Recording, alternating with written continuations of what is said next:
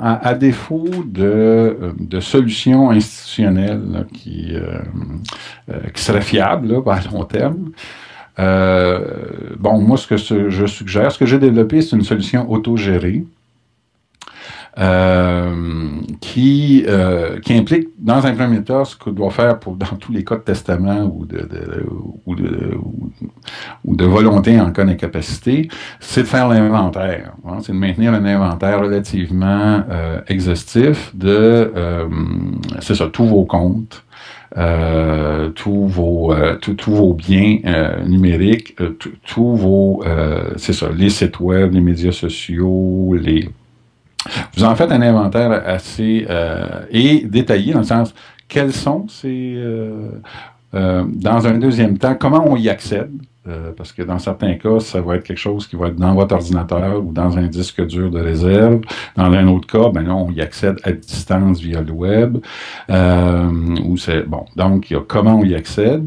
Est-ce qu'il y a une personne à contacter? Si, par exemple, bon, dans votre cas, vous êtes, par exemple, en train de développer un contrat avec une entreprise, ben là, il y a une personne contact, tout ça. Donc, en cas d'incapacité de décès, qui est informé ou auprès de qui s'informer pour ce qui est des mesures à prendre, si ça existe.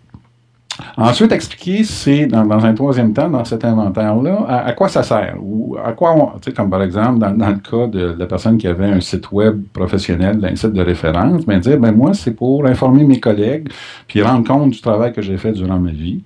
Donc, que les gens puissent comprendre, qui, en votre absence, puissent comprendre l'importance pour vous, ou la non-importance pour vous de ce site-là.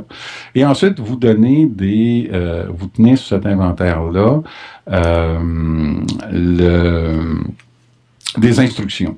Et ces instructions-là pour dire, bon, ben, vous fermez, ou vous maintenez tel quel, ou c'est ça, ou si c'est une page Facebook, je vous permets de le transformer, je vous donne la permission, si vous le désirez ou non, de le transformer en site commémoratif, etc.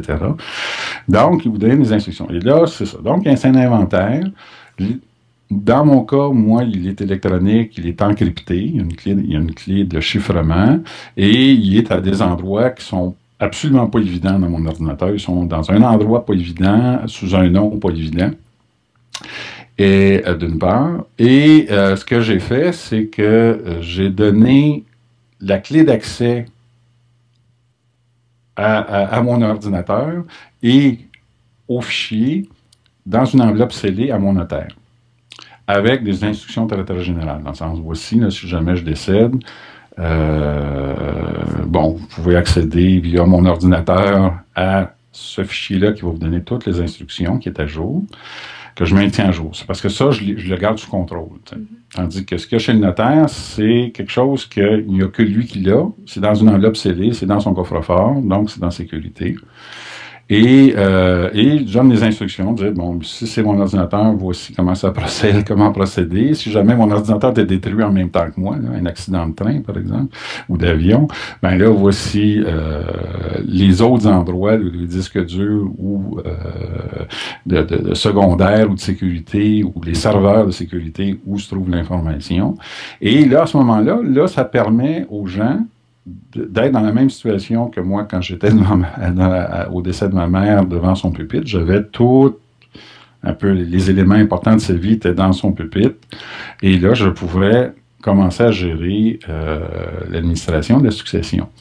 Là, les gens vont pouvoir faire exactement ça. Ils auront un lieu à partir duquel toutes les informations, qu'elles soient ici ou qu'elles soient à l'autre bout de la planète, ils vont savoir où aller et qu'en faire. Et en plus, ben là, on peut rajouter, là, évidemment, des instructions sur,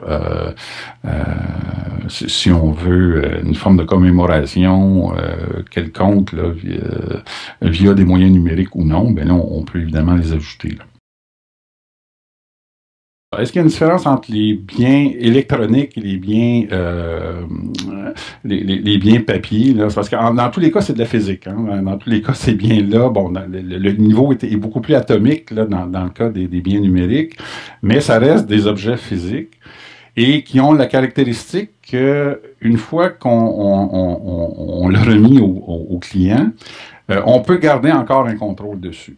Il y a eu des cas fameux là, impliquant Amazon, où, par exemple, Amazon s'étant rendu compte qu'un livre qu'ils avaient vendu, les droits d'auteur, il y avait un conflit sur les droits d'auteur, ils avaient effacé sur tous les tablettes le livre. Il y avait des gens qui avaient fait des annotations, qui avaient travaillé avec ce livre-là, puis là, ils perdaient non seulement le livre et l'annotation. Donc, il y a ça, c'est une des grandes différences entre les biens numériques et les formes de biens physiques classiques.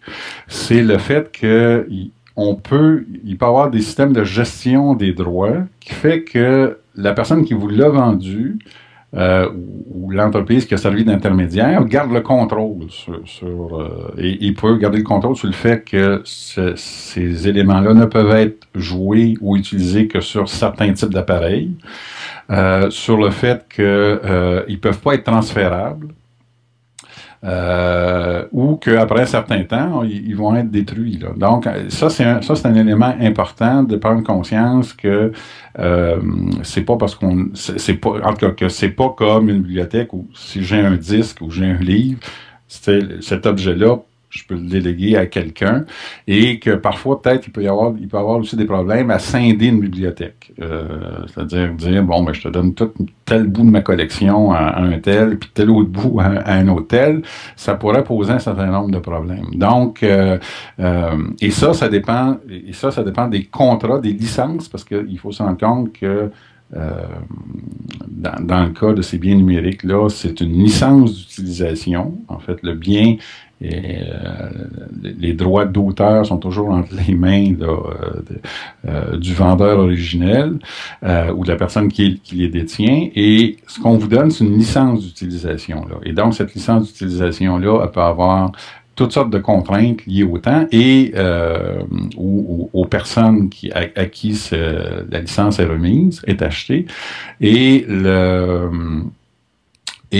en plus, un grand avantage du domaine numérique, c'est qu'on peut introduire des programmes dans les documents qui vont faire respecter cette licence-là, malgré vous. Donc, ça va être probablement un élément important là, à clarifier. Il y a des débats présentement sur l'évolution du droit d'auteur, là, et ces débats-là vont avoir un impact sur le type de contrat, le type de licence qu'on va donner aux individus et le type de contrôle qu'ils auront de leur vivant et après leur mort sur les contenus qu'ils auront achetés. Ça peut être souvent la même chose, mais ça ne sera pas nécessairement la même chose. Et ce qui arrive, c'est que là, ça va être, alors que dans le cas du livre, ou par exemple du disque vinyle, vous pouviez toutes les traiter de façon égale. Là, chaque document est lié à une licence. Fait que, et donc, ça risque d'être cette licence-là qui va s'appliquer sur la manière dont vous pourrez disposer ou non de ce document-là. Fait qu'il faut lire ces licences. Oui, il va falloir lire ces licences ou il va falloir, c'est ça, c'est qu'éventuellement, il va falloir standardiser des licences. Là, parce qu'il y a des licences qui sont, comme je vous dis, qui sont dans le sens où là, on vous transfère complètement le contrôle du document. Et dans d'autres cas, l'entreprise qui vous l'a vendu garde le contrôle sur le document. Un contrôle final, c'est-à-dire elle peut à distance effacer le document, elle peut vous empêcher d'en faire un transfert.